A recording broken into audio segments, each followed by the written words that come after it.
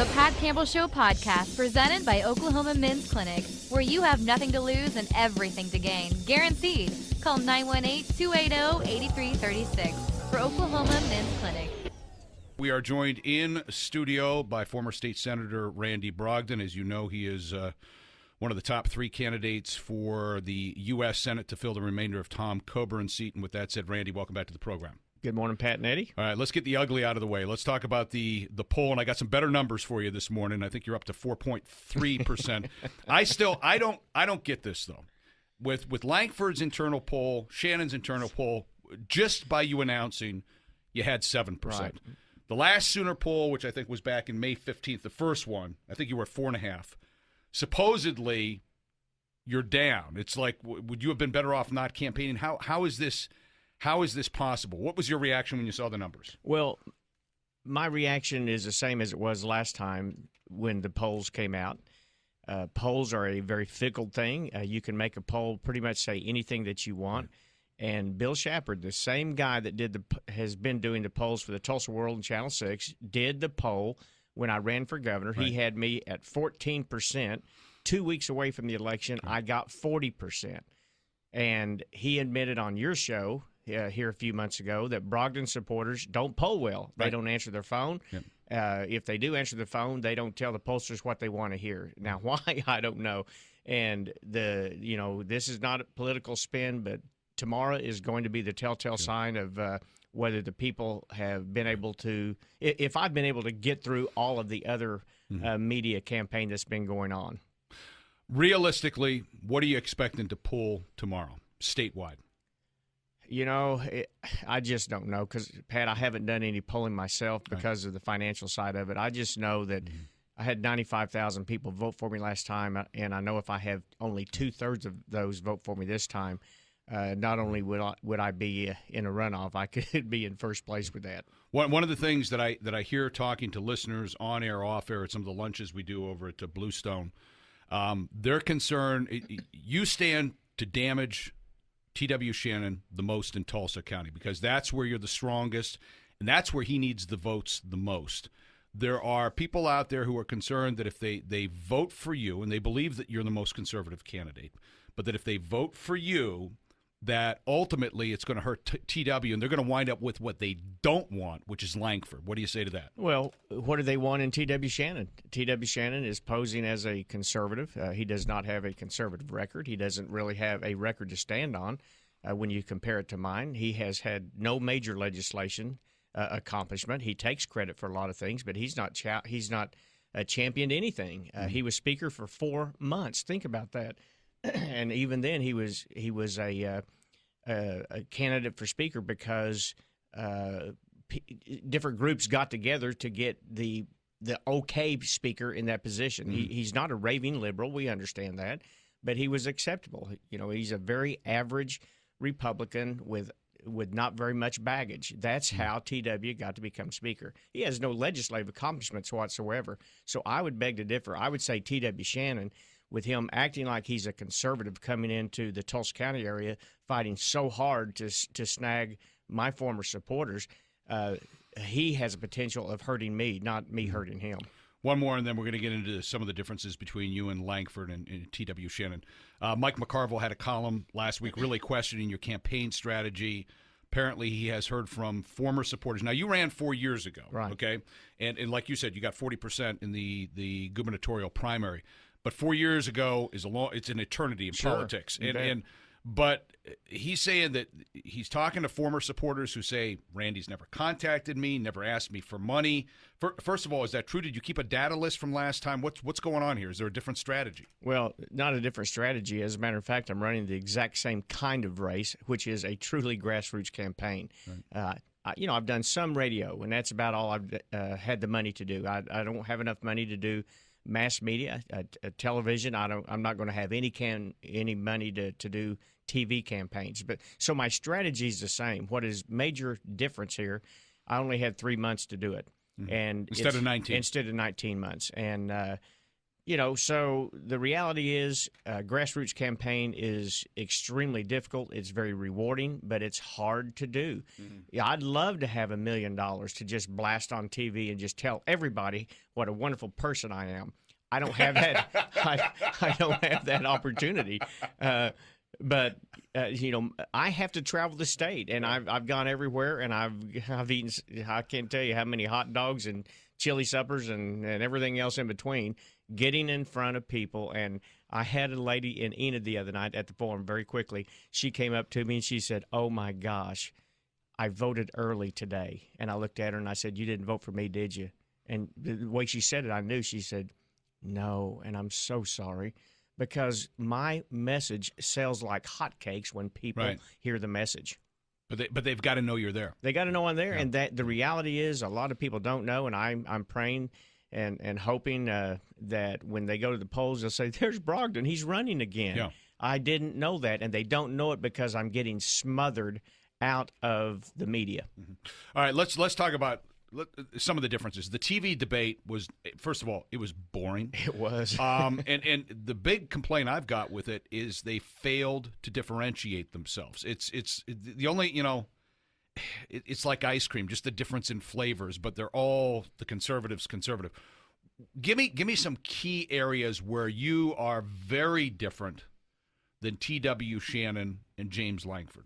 Probably the simple explanation would be our approach and our idea of what government is all about. I believe government is here to protect our God-given rights of life and liberty and not to try and govern us on a regular basis. And when you listen to James Langford, first of all, he has one federal program after another to fix the other federal program. I can tell you right now, there are no federal solutions to the problems that we're suffering here in this country unless it's repeal legislation.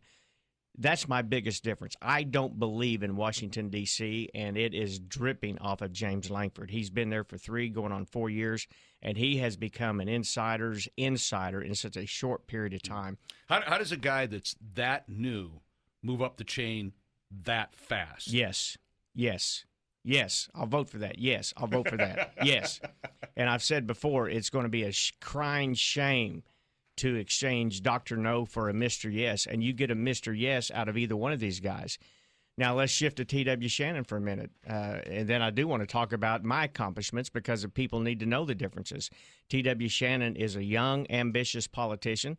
I don't think we need to send a young, ambitious politician to Washington, D.C. today.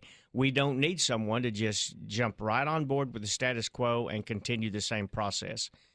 So I believe that the people of Oklahoma would be much better served if we had someone like myself, and I would take that a step further. I need to be there to protect those rights that are in jeopardy today. Guys, you're not going to believe this, but I just got a call. Guess who's in town, Eddie? Guess who's in town? Tax and waste. T.W. Shannon is in town, and he just gave me a call, and since I've got Randy on, wondered if I'd have a little time for him in studio. So he's going to be in studio at 8 o'clock this morning. I'd love to have the two together, but that's not going to be possible right now. So, yeah, me too. So, Randy, in fact, why don't we talk about some of the differences between you and TW, and maybe we can get him to address some of those when he comes in. Well, first of all, let's look at our voting record. I have a 93% lifetime voting average on the Constitutional Conservative Vote Index. TW is graded off the exact same index. He has a 74%. That's a C compared to an A. I don't care whether that's regular standard or Common Core standards. I still dramatically beat him on that. Right. And the thing, he's taken credit for stopping the Common Core. But you know what? As Speaker of the House, TW, you can check this with Jenny White. He stopped any legislation from coming to the House floor as Speaker of the House. And it was only this year, when he's no longer Speaker, that he jumped on board at the last hour to support that. Pat, in your studio, last time we were together, he said I was telling a falsehood about him carrying legislation, House Bill 3069. He was the author of the legislation, and that was for the Indian Museum. That was for the Indian Museum. Right. And we can have that debate, whether it's good to spend money for that or not, but don't don't project your falsehoods on someone else. He said I was telling a falsehood when he was the one telling he it. thought that you meant when he was speaker, although you no, never he didn't said. mean any of that because he didn't do anything as speaker. You know, he has 5 years of 6 years of House service, and he was speaker for 4 months. And now he takes credit for everything good that went down as speaker, but he doesn't take credit for the income tax reduction that he supported, voted for, and I think co-authored. That was obviously unconstitutional. It was debated on the House floor. It was going to be unconstitutional. Guess what? The Supreme Court said it's unconstitutional. So that's not the leadership. You know what? That's the big. I don't know if you saw the endorsement of the Tulsa World for Lankford, but that was their big beef. That is a lawyer, he should have known. Well, he did know. Everybody knew. I mean, it was debated on the House floor, and I wasn't even there.